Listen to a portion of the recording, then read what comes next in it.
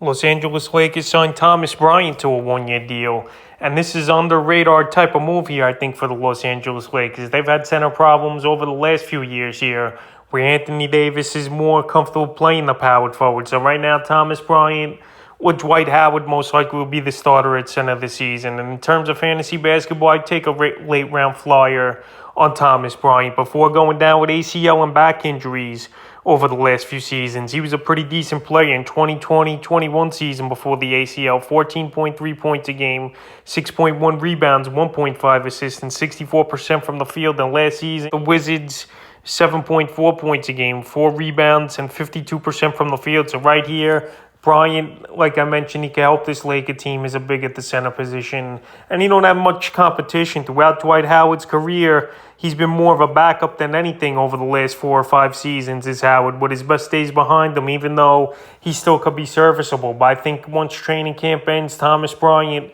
will be the starting center here for this Los Angeles Laker team. And the Lakers, they made a couple decent moves so far in the offseason, but obviously their biggest move for them is trying to get rid of Russell Westbrook and trying to get Kyrie Irving on this team here. So Bryant, it's a one-year deal, prove-it deal.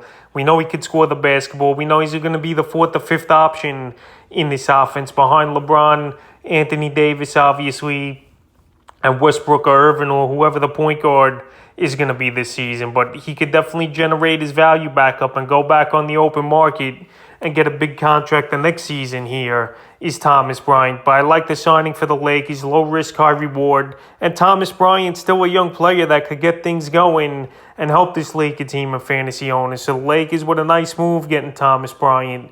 And we'll see if he could have a nice bounce-back season with the Lakers and for fantasy owners in the upcoming 22-23 NBA and fantasy basketball season.